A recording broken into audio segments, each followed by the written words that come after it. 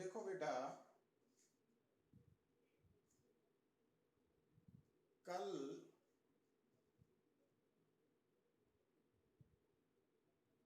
असी डिस्कस किया सी grouping of resistors, series and parallel combinations. तो सब तो पहला आपां अगर गल करिए न्यूमेरिकल दी बेटा,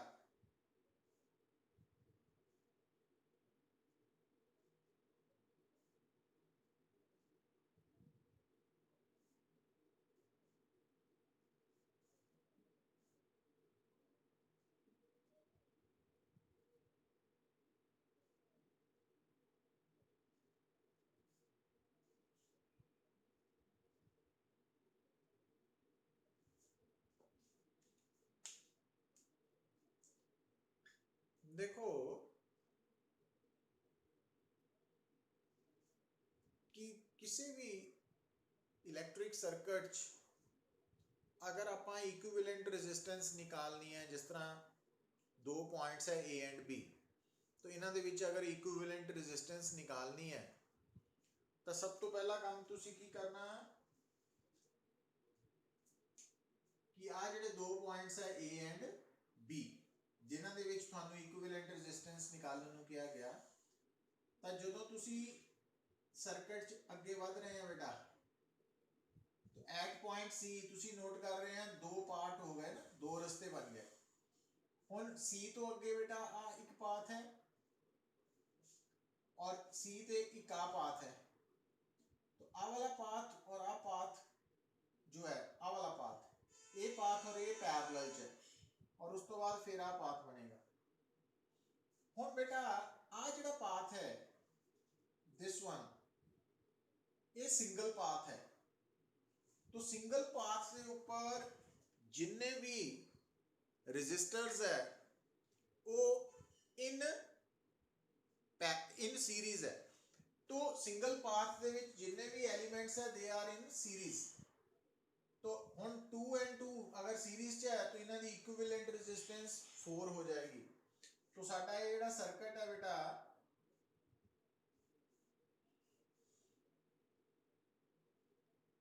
four, two, two and two, 4, 4। हुण बेटा दोनों पाथ्स इन पैरेलल है, तो 1 over R P is equal to 1 over R1 प्लस 1 ओवर R2। तो उसनू यूज करके तुसी इसकी वैल्यू निकाल सकते हैं। तो हुण क्योंकि ये दोनों पैरेलल है,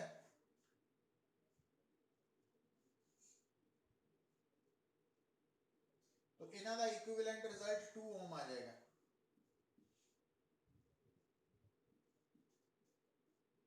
हुण आ एक सिंगल पाथ है बेटा, अगेन ए तो बी, तो ये तीनों सीरीज च है। तो हुण फाइनल रिजल्ट आ जाएगा 4 + 2 + 2 8।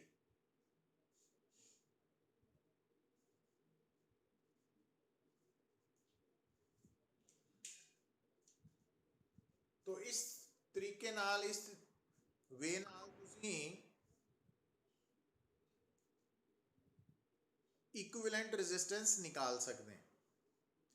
हुण जो इक्विवेलेंट रेजिस्टेंस तुसी फाइंड आउट कीती है बेटा, है ना, उहदे विच स्टैप्स बना लए आपां कि जिहड़े दो पॉइंट्स दे विच असी इक्विवेलेंट रेजिस्टेंस निकालनी है, तो उहदे विच डिफरेंट पाथ्स शो कर ले डायग्राम च।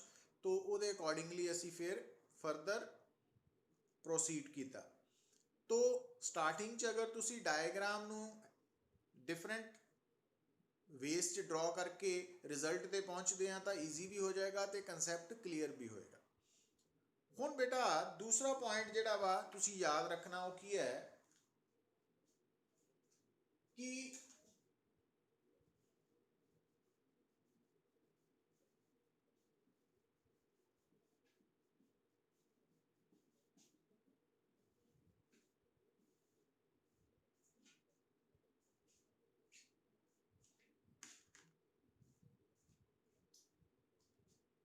अगर तुसी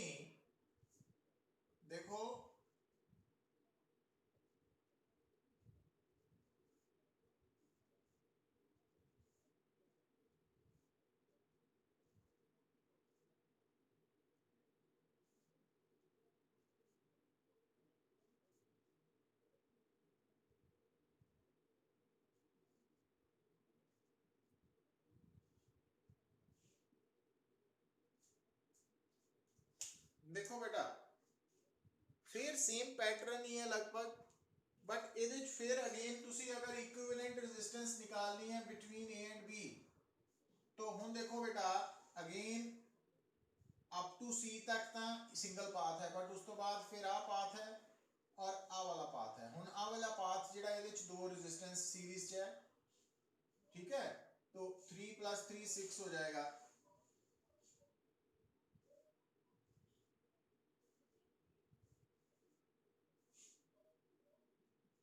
1 2 ਹੁਣ ਆ दोनों पैरेलल है,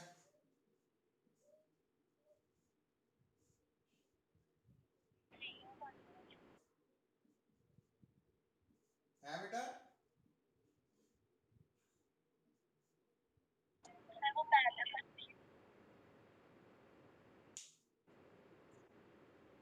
आ पैरेलल है दोनों, तो आर की दी value 1/RP is equal to 1/R plus हमारे पास 1/RP भी आ जाएगा।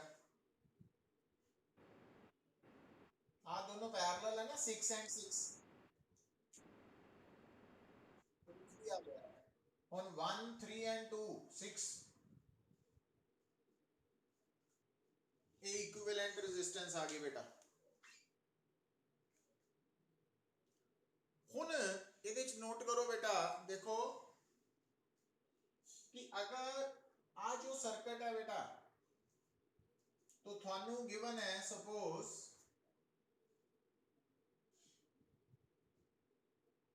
आ जो एलिमेंट है, सपोज ਇਹਦੇ अक्रॉस वोल्टेज गिवन है 2 वोल्ट,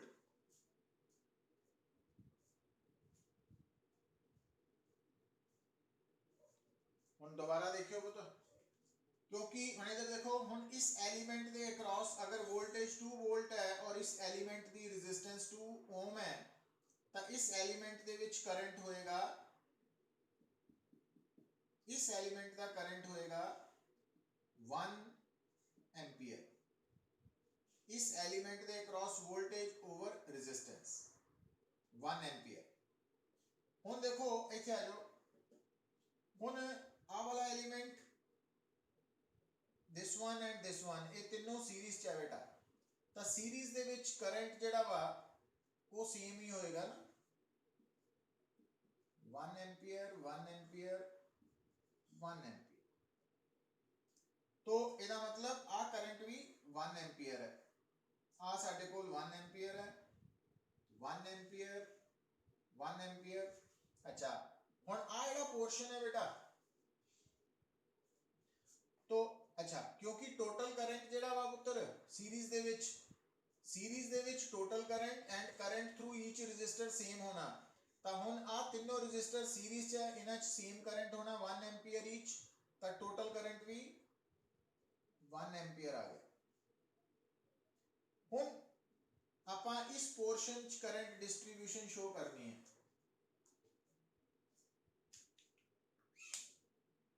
हुन बेटा देखो ध्यान दियो कि आ जेड़ा 3 ओम है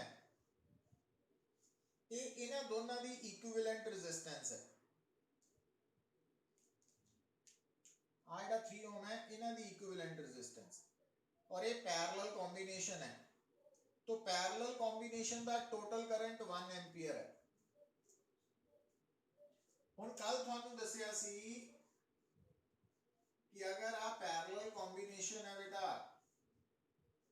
R1 R2 दा पैरेलल कॉम्बिनेशन है, और अगर पैरेलल कॉम्बिनेशन दा टोटल करंट आई है, तो ये करंट इथे डिस्ट्रीब्यूट हो जाएगा ना I1 I2, पर जो पैरेलल कॉम्बिनेशन की टोटल वोल्टेज है, voltage across first resistor voltage across second resistor same रहेंगी। हुन V दी वैल्यू टोटल वोल्टेज जी है वो total current into total resistance है, या फिर बेटा जी total voltage in parallel combination है वो आ वाली वोल्टेज भी वही है V, I1 R1 I2 R2। और अगर आप इनू इक्वेट कर लेने हैं, इनू इक्वेट कर लेने हैं, तो I1 दी वैल्यू IRP/R1 हो जाएगी,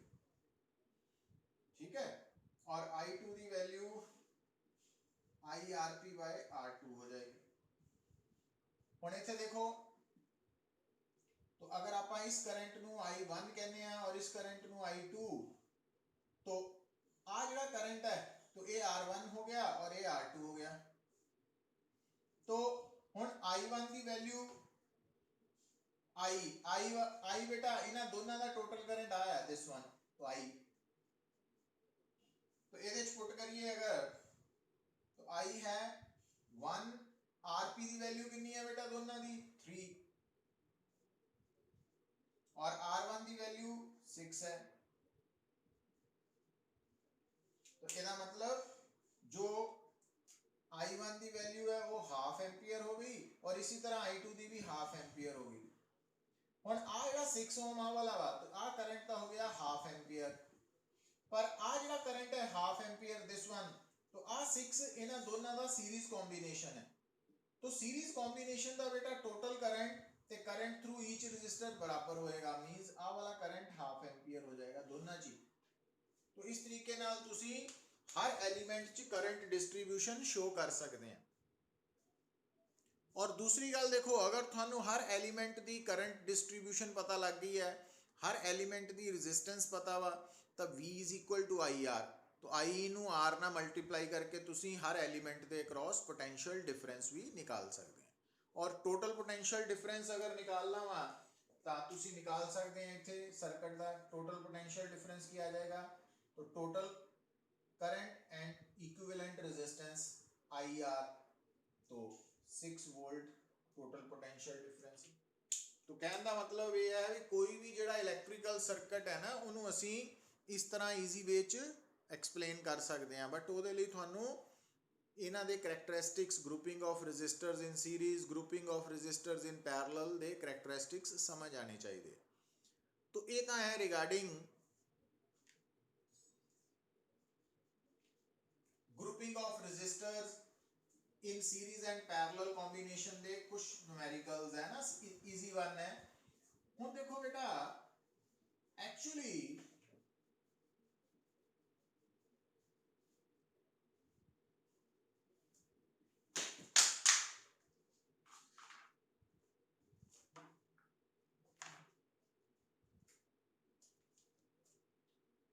हुण पहला आपां नेक्स्ट पोर्शन स्टार्ट कर लीए बेटा। देखो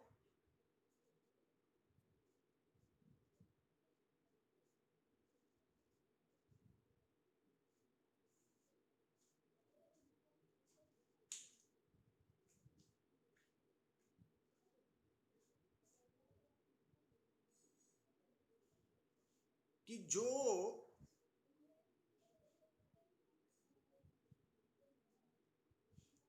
नेक्स्ट टॉपिक है बेटा, source of EMF. EMF stands for electromotive force. तो बेसिकली बेटा देखो, कोई भी जो इलेक्ट्रिक सर्किट है, उस सर्किट के अंदर इलेक्ट्रिक करंट उस वक्त फ्लो करेगा जदों वो electric circuit source of EMF दे नाल कनेक्टेड होएगा, जुड़िया होएगा। Without source of EMF current exist नहीं कर सकता in all kinds of conductors. तो कोई भी इलेक्ट्रिक सर्किट है उहदे विच सोर्स ऑफ ईएमएफ दे बिना करंट एग्जिस्ट नहीं करेगा। हुण एक्चुअली बेटा देखो कंसैप्ट की है, तुहानू जो आप हुण कंडक्टर का मॉडल समझिया सी कि कंडक्टर बेसिकली की है, एक अगर कार्डबोर्ड है तो कंडक्टर के अंदर, मटैलिक कंडक्टर के अंदर जो मार्बल्स है, सॉरी फ्री इलैक्ट्रॉन्स है, वो मार्बल्स के बराबर लै ले सी कार्डबोर्ड के उपर, तो जो पॉजिटिव आयन्स है वो आप आयरन नेल्स लै लिया सी। हुण हुंदा की है बेटा कि जदों तुसी किसी भी कंडक्टर के अंदर फ्री चार्जिस की गल करते हैं, नो डाउट वो फ्री चार्जिस हमेशा इन मोशन है, but in the absence of electric field उन्हां चार्जिस की ਐਵਰੇਜ ਵੈਲੋਸਿਟੀ ਜ਼ੀਰੋ ਹੁੰਦੀ ਹੈ, ਜਿਸ ਕਰਕੇ net current in the absence of electric field zero ਹੁੰਦਾ within any kind of conductor. तो अगर आप चाहते हैं कि कंडक्टर ਦੇ ਵਿੱਚ करंट फ्लो करे ਤਾਂ ਉਸ ਕੰਡਕਟਰ ਨੂੰ ਸੋਰਸ ਆਫ EMF ਦੇ ਨਾਲ ਕਨੈਕਟ ਕਰਨਾ ਪੈਣਾ। ਉਹਦਾ ਕਾਰਨ ਕੀ ਹੈ ਬੇਟਾ, ਉਹਦਾ ਰੀਜ਼ਨ ਕੀ ਹੈ? ਤਾਂ ਉਸ ਗੱਲ ਨੂੰ ਤੁਸੀਂ ਕਿੱਦਾਂ ਸਮਝ ਸਕਦੇ ਆ? ਦੇਖੋ ਕਿ ਅਗਰ ਮੰਨ ਲਓ ਸਾਡੀ ਘਰ ਦੀ ਛੱਤ ਦੇ ਉੱਪਰ ਇੱਕ ਵਾਟਰ ਟੈਂਕ ਹੈ ਨਾ, ਪਾਣੀ ਦਾ ਟੈਂਕ, ਔਰ ਉਹ ਟੈਂਕ ਪਾਈਪਸ ਦੇ ਥਰੂ ਨੀਚੇ ਜਿਹੜੀਆਂ ਵਾਟਰ ਟੈਪਸ ਹੈ ਉਹਨਾਂ ਨਾਲ ਜੁੜਿਆ ਹੋਇਆ ਵਾ। ਹੁਣ ਪੁੱਤਰ ਗੱਲ ਨੂੰ ਸਮਝੋ, ਅਗਰ ਤੁਸੀਂ ਚਾਹੁੰਦੇ ਆ ਕਿ ਉਹ ਜਿਹੜੀ ਵਾਟਰ ਟੈਪਸ ਹੈ ਉਹਨਾਂ ਨੂੰ ਖੋਲ੍ਹਣ 'ਤੇ ਪਾਣੀ ਬਾਹਰ ਆ ਜਾਏ ਔਰ ਪਾਣੀ ਚੱਲਦਾ ਰਹੇ, ਲਗਾਤਾਰ ਆਉਂਦਾ ਰਹੇ, ਤਾਂ ਤੁਹਾਨੂੰ ਇਸ ਤਰ੍ਹਾਂ ਦਾ ਇੰਤਜ਼ਾਮ ਵੀ ਕਰਨਾ ਪੈਣਾ ਵਾ ਕਿ ਤੁਹਾਡਾ ਜਿਹੜਾ ਛੱਤ 'ਤੇ ਰੱਖਿਆ ਹੋਇਆ ਵਾਟਰ ਟੈਂਕ ਹੈ ਉਹ ਪਾਣੀ ਨਾਲ ਭਰਿਆ ਰਹੇ। ਹੁਣ ਅਗਰ ਤੁਸੀਂ ਵਾਟਰ ਟੈਂਕ ਨੂੰ ਫਿਲ ਕਰਨ ਦਾ ਇੰਤਜ਼ਾਮ ਨਹੀਂ ਕੀਤਾ, ਠੀਕ ਹੈ ਨਾ, ਇੱਕ ਵਾਰੀ ਵਾਟਰ ਟੈਂਕ ਨੂੰ ਭਰਤਾ, ਉਸ ਤੋਂ ਬਾਅਦ ਉਹਦਾ ਕੋਈ ਆਲਟਰਨੇਟਿਵ ਨਹੀਂ ਰੱਖਿਆ ਉਹਨੂੰ ਫਿਲ ਕਰਨ ਦਾ, ਤਾਂ ਕੀ ਹੋਏਗਾ? ਜਦੋਂ ਤੁਸੀਂ ਵਾਟਰ ਟੈਪਸ ਚਲਾਓਗੇ ਤਾਂ ਪਾਣੀ ਨਿਕਲ ਕੇ ਉਹ ਟੈਂਕ ਖਾਲੀ ਹੋ ਗਿਆ, ਉਸ ਤੋਂ ਬਾਅਦ ਪਾਣੀ ਨਹੀਂ ਆਏਗਾ। तो ਇਹਦਾ ਮਤਲਬ ਅਗਰ ਆਪਾਂ ਪਾਣੀ ਦੇ ਫਲੋ ਨੂੰ ਲਗਾਤਾਰ ਵਾਟਰ ਟੈਪਸ ਚਲਾਈ ਰੱਖਣਾ ਚਾਹੁੰਦੇ ਆ ਤਾਂ ਸਾਨੂੰ ਇੰਤਜ਼ਾਮ ਕਰਨਾ ਪਏਗਾ ਵਾਟਰ ਟੈਂਕ ਨੂੰ ਫਿਲ ਕਰਨ ਦਾ ਵੀ। ਹੁਣ ਤੁਸੀਂ ਨੋਟ ਕਰੋ, ਜਦੋਂ ਪਾਣੀ ਵਾਟਰ ਟੈਂਕ ਚੋਂ ਨੀਚੇ ਆ ਰਿਹਾ ਵਾ ਤਾਂ ਉਸ ਪਾਣੀ ਦੀ ਪੋਟੈਂਸ਼ੀਅਲ એનર્ਜੀ ਘਟ ਰਹੀ ਹੈ, ਠੀਕ ਹੈ। ਪਰ ਜੇ ਵਾਟਰ ਟੈਂਕ ਨੂੰ ਤੁਸੀਂ ਭਰਨਾ ਵਾ ਪੁੱਤਰ, ਤਾਂ ਤੁਹਾਨੂੰ ਜ਼ਮੀਨ 'ਚੋਂ ਪਾਣੀ ਕੱਢ ਕੇ ਵਾਟਰ ਟੈਂਕ 'ਚ ਭਰਨਾ ਪਏਗਾ। ਤਾਂ ਇਹਦਾ ਮਤਲਬ ਹੁਣ ਤੁਹਾਡੇ ਕੋਲ ਉਹਦੇ 'ਚ ਕਈ ਤਰ੍ਹਾਂ ਦੀਆਂ ਆਪਸ਼ਨਸ ਹੈ। ਇੱਕ ਕੀ ਆਪਸ਼ਨਸ ਹੈ ਕਿ ਆਪਾਂ ਕਿਸੇ ਪਰਸਨ ਨੂੰ ਹਾਇਰ ਕਰੀਏ ਤਾਂ ਜ਼ਮੀਨ 'ਚ ਪਾਣੀ ਦੀ ਬਾਲਟੀ ਭਰ ਕੇ ਉਹ ਵਾਟਰ ਟੈਂਕ 'ਚ ਭਰੀ ਜਾਏ, ਜਾਂ ਮੋਟਰ ਲਗਾ ਲਈਏ ਅਸੀਂ, ਵਾਟਰ ਪੰਪ, ਤਾਂ ਉਹ ਕੀ ਕਰੇ, ਜ਼ਮੀਨ ਤੋਂ ਪਾਣੀ ਕੱਢ ਕੇ ਟੈਂਕ 'ਚ ਭਰੀ ਜਾਏ। ਹੁਣ ਦੇਖੋ ਤੁਸੀਂ ਕਿ ਟੈਂਕ ਨੂੰ ਭਰਿਆ ਰੱਖਣ ਲਈ तो एक पासे थानू वर्क करना पएगा against the force of gravity. Gravity के अगेंस्ट पानी नू नीचे तो ऊपर चक के टैंक च पहुँचाना पएगा, तो जो पानी टैंक च पहुँच गया तो अपने आप नीचे आ जाएगा थ्रू वाटर टैप्स। तो हुण बेटा गल नू समझो, अगर तुसी वर्क डन अगेंस्ट ग्रैविटी करन दा इंतजाम नहीं किया होया तो फिर ਜਿਹੜਾ ਉਹ ਟੈਂਕ ਹੈ ਉਹ ਕੰਟੀਨਿਊਸਲੀ ਵਾਟਰ ਸਪਲਾਈ ਨਹੀਂ ਕਰੇਗਾ। ਹੁਣ ਇਸੇ ਤਰ੍ਹਾਂ ਤੁਹਾਡਾ ਇਲੈਕਟ੍ਰਿਕ ਸਰਕਟ ਹੈ ਬੇਟਾ, ਕਿ ਅਗਰ ਆਪਾਂ ਚਾਹੁੰਦੇ ਹਾਂ ਕਿਸੇ ਵੀ ਇਲੈਕਟ੍ਰਿਕ ਸਰਕਟ ਦੇ ਅੰਦਰ ਇਲੈਕਟ੍ਰਿਕ ਕਰੰਟ ਕੰਟੀਨਿਊਸਲੀ ਫਲੋ ਕਰੇ, ਤਾਂ ਉਹਦੇ ਲਈ ਸਾਨੂੰ ਇੱਕ ਸੋਰਸ ਕੰਸੀਡਰ ਕਰਨੀ ਪਏਗੀ ਜਿਹੜੀ ਵਰਕ ਕਰ ਰਹੀ ਹੈ।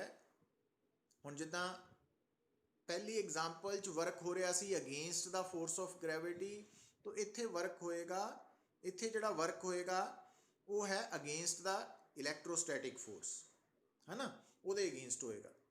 हुण बेटा वो कौन वर्क करेगा? देखो गल नूं समझो, तो हुण वर्क करन लई एनर्जी रिक्वायर्ड है।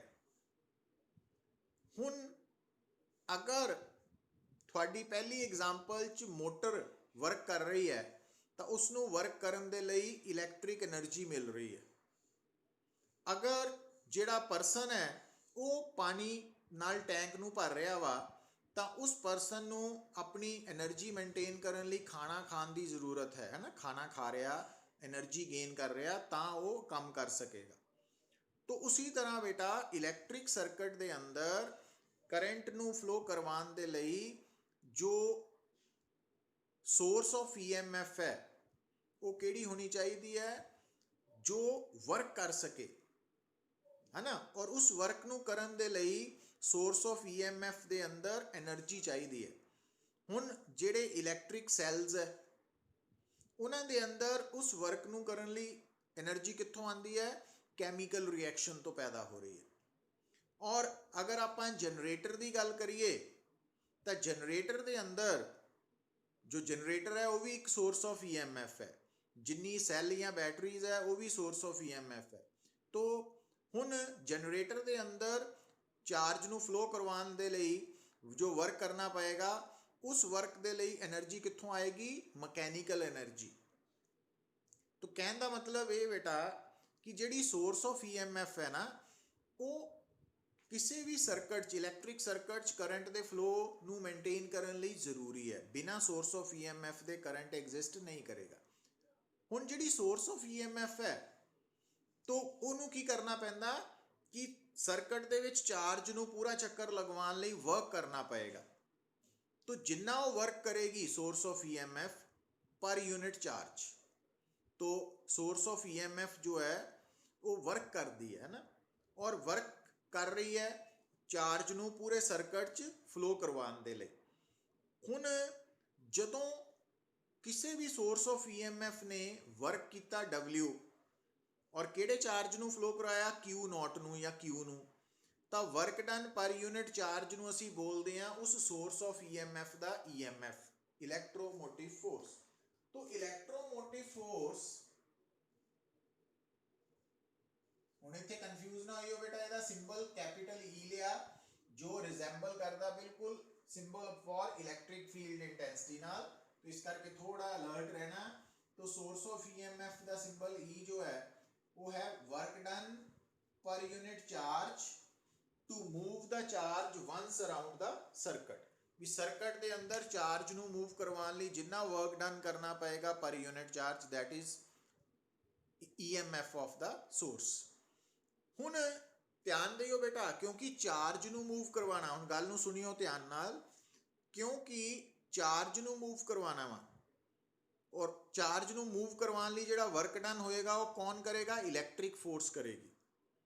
और ध्यान देना बेटा, ਜਿਹੜੀ फोर्स चार्ज ਨੂੰ सर्किट च पूरा चक्कर लगवाने ਲਈ वर्क कर रही है ना, वो फोर्स इलैक्ट्रिक फोर्स तो है, बट ਉਹਦੀ नेचर नॉन कंजरवेटिव फोर्स है, नॉन कंजरवेटिव फोर्स। तो हुण कन्फ्यूज नहीं होना। एक्चुअली एक वर्क डन हुंदा बेटा चार्ज ਨੂੰ शिफ्ट करना है ना, from one point two another point in the electric field, और वो दो पॉइंट्स ਦੇ ਵਿੱਚ पोटेंशियल डिफरेंस एग्जिस्ट कर रहा है ना। तो एक वर्क डन हुंदा वा कौन करदा? Conservative electric force. एक वर्क डन हुंदा नॉन कंजरवेटिव इलैक्ट्रिक फोर्स। हुण जिहड़ी मैं गल दस्सण लगा इस लैवल ते कि जिहड़ा EMF है ਇਹਦੇ ਵਿੱਚ ਜਿਹੜਾ वर्क डन है वो कौन कर रहा? Non conservative electric force. ਤੇ जद कि पोटेंशियल डिफरेंस ਦੇ ਵਿੱਚ ਜਿਹੜਾ वर्क हो रहा वो कौन कर रहा? Conservative electric force. तो इस करके जो इलैक्ट्रिक फोर्स है वो दो तरह की है बेटा, और जिहड़ी कंजरवेटिव इलैक्ट्रिक फोर्स है वो इलैक्ट्रोस्टैटिक फोर्स है, और जिहड़ी नॉन कंजरवेटिव इलैक्ट्रिक फोर्स है वो अलग है। तो उन्होंने कन्फ्यूज नहीं करना। तो EMF basically work done per unit charge है, और ये जिहड़ा वर्क है EMF की डेफिनेशन ये कौन कर रहा? नॉन कंजरवेटिव इलैक्ट्रिक फोर्स कर रही है। और ये जिहड़ा वर्क डन है पुत, तो वर्क डन चाहे कंजरवेटिव फोर्स करे चाहे नॉन कंजरवेटिव फोर्स, तो वह SI यूनिट तो जूल ही रहना, चार्ज का कूलम है, जूल पर कूलम नू वोल्ट कहने हैं।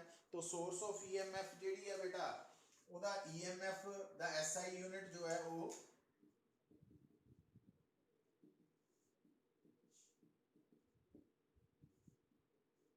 वोल्ट है।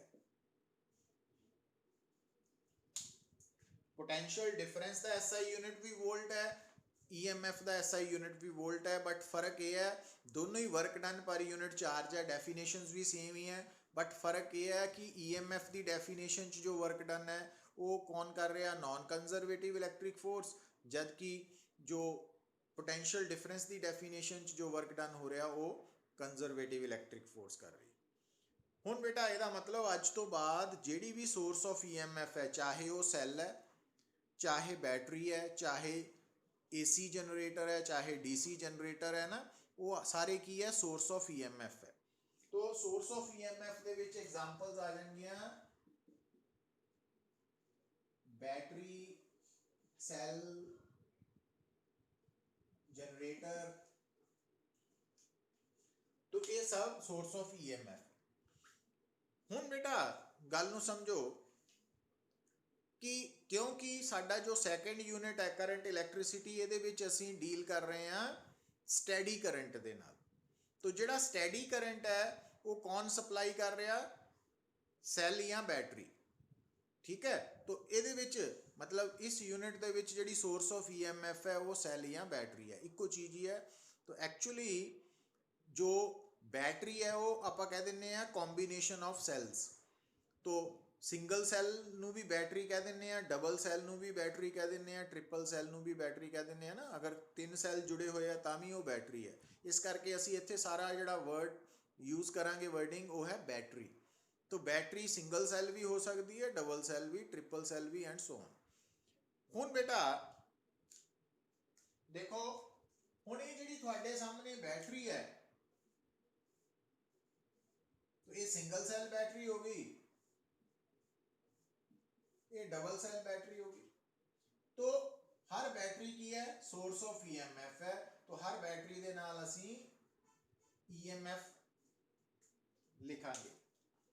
तो हर बैटरी सोर्स ऑफ ईएमएफ है। तो हुण इत्थे फिर दोबारा गल दस रहा क्योंकि सिंबल फॉर इलैक्ट्रिक फील्ड ते सोर्स ऑफ ईएमएफ का सिंबल इत्थे सेम यूज हो रहा, इस करके थोड़ा अलर्ट रहना। इत्थे इलैक्ट्रिक फील्ड नहीं है, इत्थे ईएमएफ है।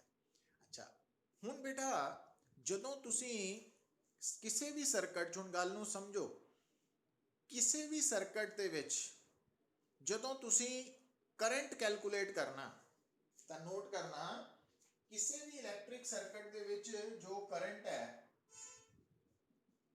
वो कैलकुलेट कितना करना तुसी net EMF divided by total resistance.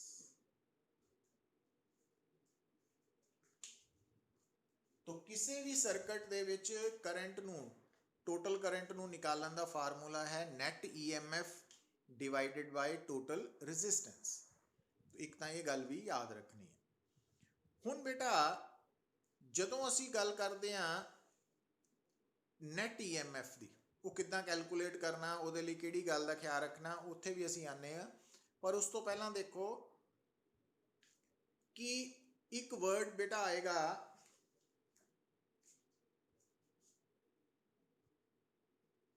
Open circuit. Open circuit का मतलब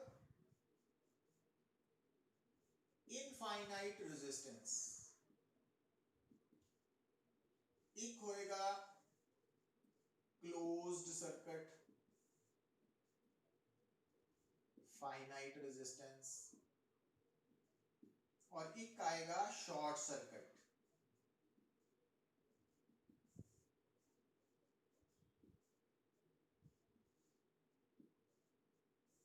जीरो रेजिस्टेंस। हुण ये जो टर्म्स है ये भी दिमाग च रखनी है। ओपन सर्किट, ओपन सर्किट की रेजिस्टेंस है इनफाइनाइट।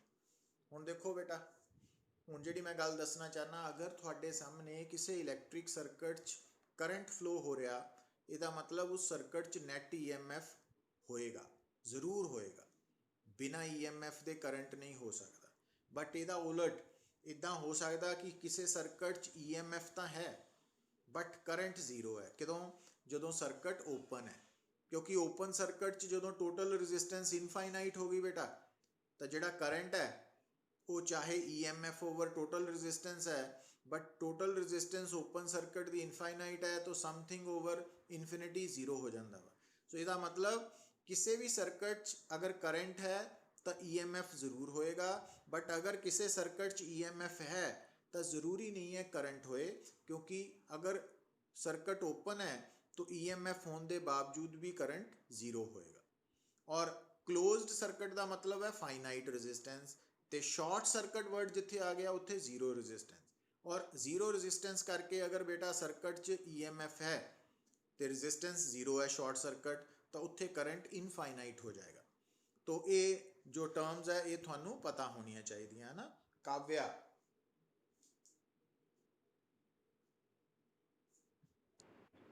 लग रही समझ?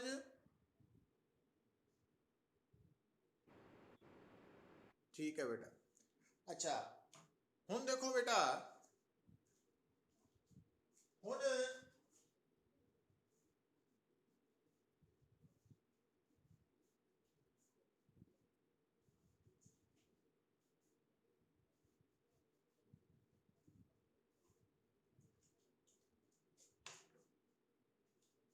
आप पॉइंट्स नोट करो।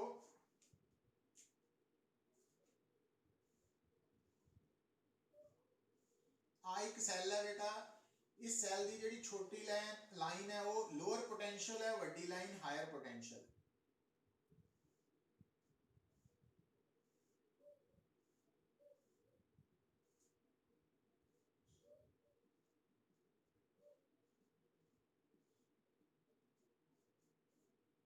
हुण इस वक्त थानू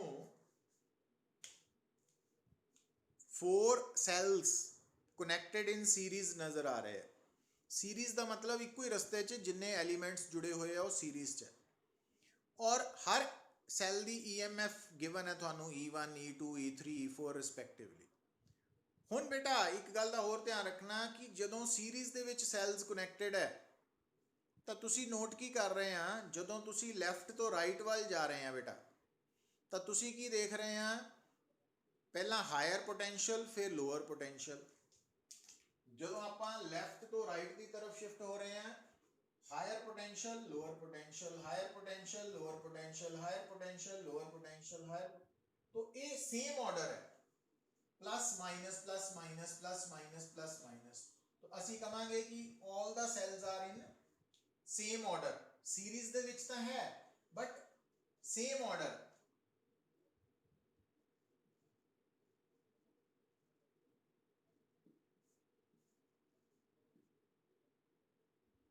तो जो सीरीज दे विच सैल्स है और सेम ऑर्डर च बेटा, तो फिर टोटल EMF आएगा,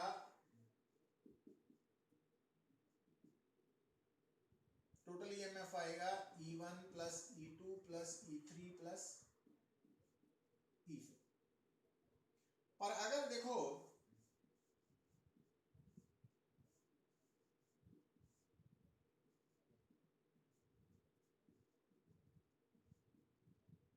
हुण इहदे विच बेटा there are 4 cells, first cell second third fourth. हाँ जी बेटा, हाँ कर लो फिर, मैं है ना पहला कर लो, मैं एंड करके फिर कर लो।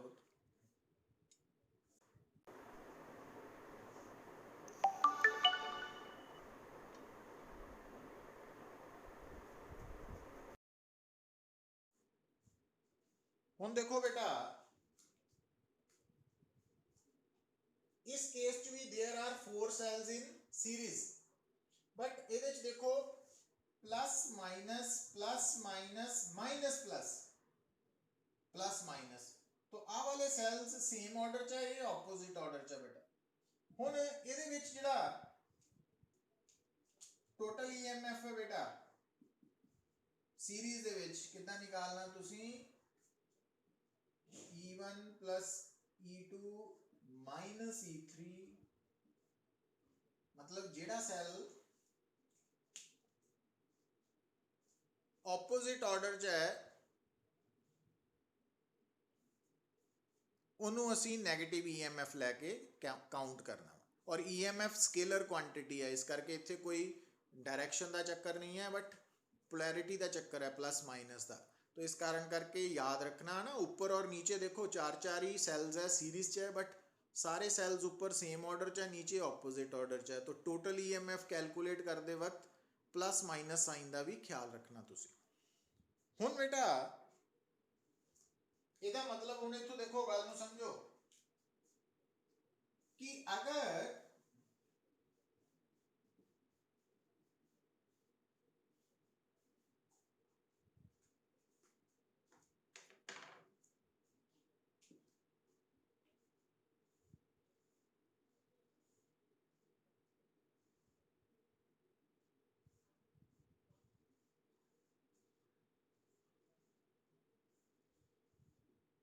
देखो ये सारे सेल्स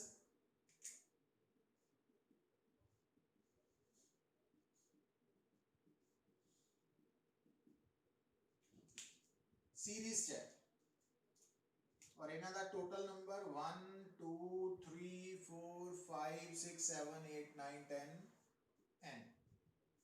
तो n की है टोटल नंबर ऑफ सेल्स इन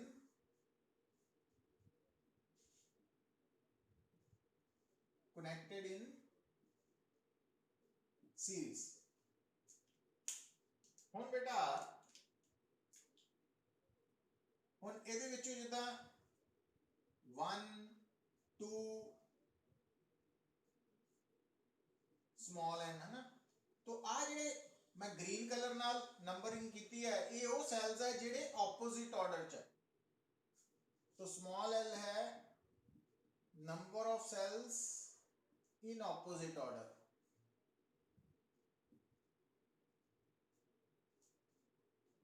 तो हुण इस केस च टोटल ईएमएफ कितना निकालना बेटा?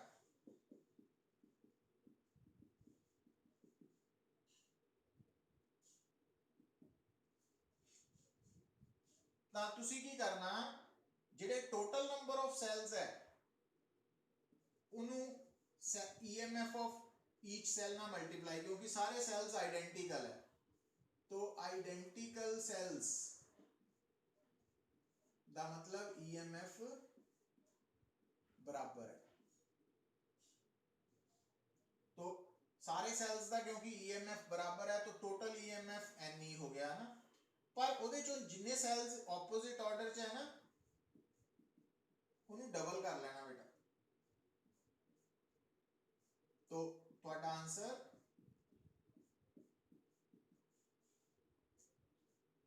ਹੁਣ ਇਹ डबल क्यों किया बेटा? एक्चुअली देखो इस गल ਨੂੰ ਤੁਸੀਂ न्यूमेरिकल ਨਾਲ समझो बेटर वे च। आ देखो एक सेल, दो सेल, तीन सेल, चार सेल, 5 सेल, 6 7 8।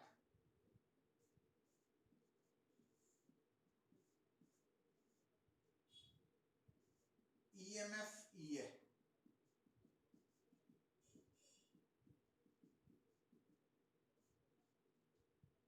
दूसरी गल बेटा हुण इस फार्मूला के अकॉर्डिंगली कैपिटल एन हो गया 8। हुण ऑपोजिट ऑर्डर वाले केड़े केड़े है? आ वाला सेल, आ सेल, आ सेल सेम ऑर्डर है, आ ऑपोजिट ऑर्डर है 2। तो इहदे अकॉर्डिंगली नेट ईएमएफ कितना आएगा?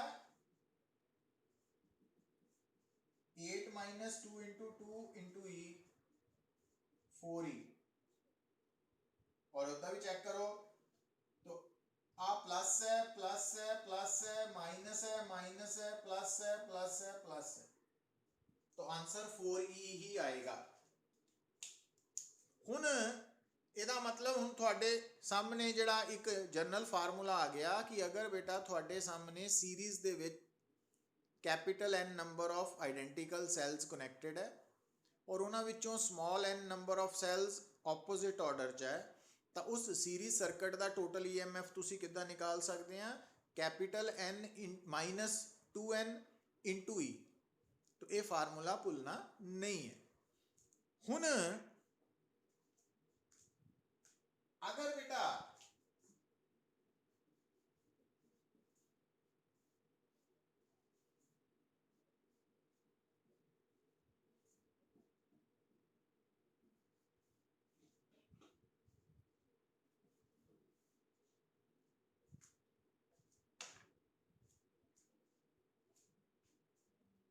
ਅਸੀਂ ਸੈਲਸ ਦੀ ਗੱਲ ਕਰ ਰਹੇ ਹਾਂ ਨਾ, एक्चुअली ਜਦੋਂ ਤੁਸੀਂ ਕਿਸੇ ਵੀ ਸੈੱਲ ਨੂੰ ਨਾ ਸਰਕਟ ਚ ਕਨੈਕਟ ਕਰਦੇ ਆ ਤਾਂ ਜੋ ਸੈੱਲ ਦੇ ਅੰਦਰ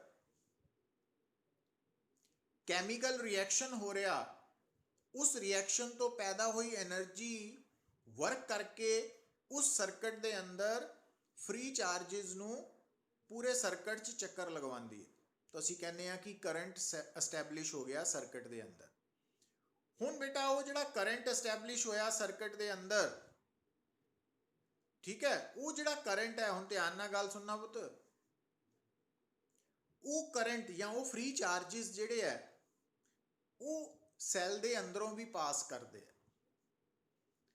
हुण ਜਦੋਂ ਕੋਈ ਵੀ ਫ੍ਰੀ ਚਾਰਜ ਥਰੂ ਕੰਡਕਟਰ ਪਾਸ ਹੁੰਦਾ ਬੇਟਾ ਤਾਂ ਕੋਲੀਜਨਸ ਦੇ ਕਰਕੇ ਰੈਜ਼ਿਸਟੈਂਸ ਐਗਜ਼ਿਸਟ ਕਰਦੀ ਹੈ।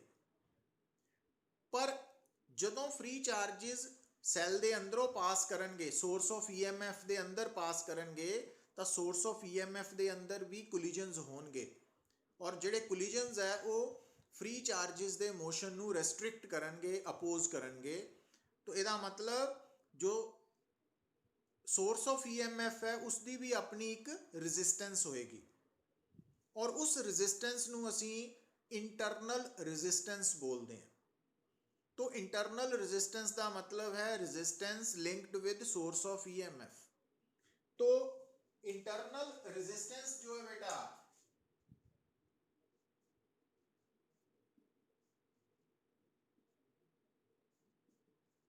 ऑफ ए सेल,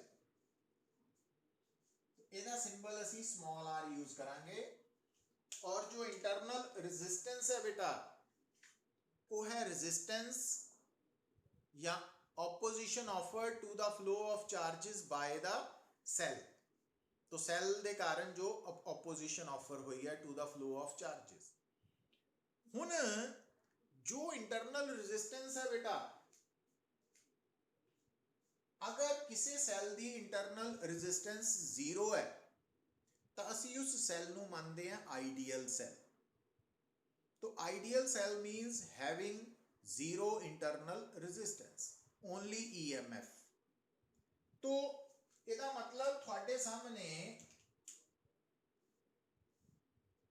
अगर आ एक सैल है और इस सैल का ईएमएफ ई है और इसका मतलब है इस सैल की इंटरनल रेजिस्टेंस आर है, तो ये रियल सैल है बेटा। तो जेड़ा आइडियल सैल है वो सिर्फ ईएमएफ होएगा, इंटरनल रेजिस्टेंस नहीं होएगी।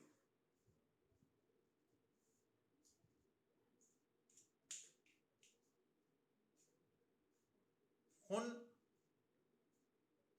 ये सैल सर्किट दे विच जदों तुसी कनैक्ट करोगे बेटा तो उस सर्किट दी जिस सर्किट नाल तुसी सैल कनैक्ट कीता उस सर्किट दी जो टोटल रेजिस्टेंस है, उस सर्किट दी जो अपनी रेजिस्टेंस है उन्होंने असी बोलते हैं एक्सटर्नल रेजिस्टेंस, उन्होंने बोलते हैं एक्सटर्नल रेजिस्टेंस। तो इसका मतलब किसी भी इलैक्ट्रिक सर्किट के अंदर अगर सैल कनैक्टेड है, सोर्स ऑफ ईएमएफ कनैक्टेड है, तो उस सोर्स ऑफ ईएमएफ की अपनी रेजिस्टेंस है internal resistance of the circuit और जो बाकी सर्किट की टोटल रेजिस्टेंस है वो एक्सटर्नल रेजिस्टेंस बोली जाती है। हुण किसी भी सैल की बेटा जो इंटरनल रेजिस्टेंस है वो डिफरेंट फैक्टर्स से डिपेंड करती है। जिस तरह वो डिपेंड करती है कि जो सैल का इलैक्ट्रोलाइट है वह टैंपरेचर कितना वा, कंसनट्रेशन ऑफ इलैक्ट्रोलाइट कितनी है, दैन दो इलैक्ट्रोड्स दे विच सैल दी जो पॉजिटिव नैगेटिव इलैक्ट्रोड्स है वो डिस्टेंस कितना वा और जो इलैक्ट्रोड्स है उन्हों का एरिया ऑफ क्रॉस सैक्शन कितना है ना। तो इन्हां फैक्टर्स ते डिपेंड करती है। तो दो इलैक्ट्रोड्स जिन्नियां ज़्यादा दूर होणगियां तो रेजिस्टेंस ज़्यादा होएगी, दो इलैक्ट्रोड्स का सरफेस एरिया जिन्ना ज़्यादा होएगा रेजिस्टेंस घट होएगी और इलैक्ट्रोलाइट का मतलब सैल का टैंपरेचर जिन्ना ज़्यादा होएगा इंटरनल रेजिस्टेंस उन्नी घट होएगी। तो हुण बेटा ये फैक्टर्स नूं दिमाग च रखना तुसी है ना। हुण जदों असी गल करते हैं किसी भी सर्किट दे विच असी सैल नूं जोड़ते हैं, हुण तुहानूं गल समझ आनी चाहिए है कि अगर इधर देखो अगर आ एक सैल है बेटा, इहदा ईएमएफ है ई और आ है सर्किट की एक्सटर्नल रेजिस्टेंस, तो आ कनैक्ट करता सी, ठीक है। हुण इत्थे सैल की कोई इंटरनल रेजिस्टेंस नहीं है, ये आइडियल सैल है। पर अगर मान लो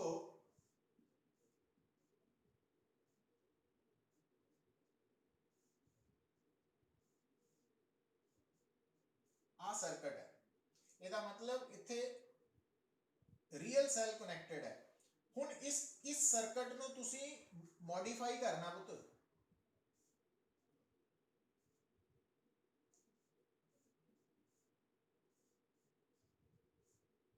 ਮੋਡੀਫਾਈ ਕਿੱਦਾਂ ਕਰਨਾ, ਆ ਜਿਹੜੀ ਇੰਟਰਨਲ ਰੈਜ਼ਿਸਟੈਂਸ ਹੈ ਨਾ ਸੈੱਲ ਦੀ, ਇਹਨੂੰ ਸੈੱਲ ਦੇ ਨਾਲ ਸੀਰੀਜ਼ 'ਚ ਜੋੜਨਾ, ਲੈਫਟ ਵੱਲ ਜੋੜ ਦਿਓ ਰਾਈਟ ਵੱਲ ਜੋੜ ਦਿਓ, ਮਤਲਬ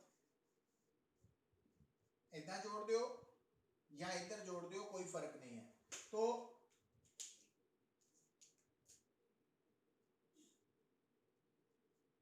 आ सेल है,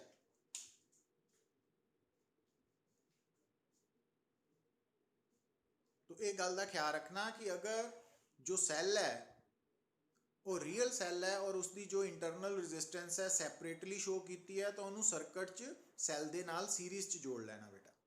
और लैफ्ट वाल भी जोड़ सकते हैं, राइट वाल भी, जिदा मैं डायग्राम च राइट की तरफ जोड़िया, तुसी लैफ्ट वाल भी कर सकते हो, कोई फर्क नहीं पेगा। तो हुण इस तरीके नाल तुसी सर्किट नूं कंप्लीट करके फिर उन्होंने सॉल्व करना।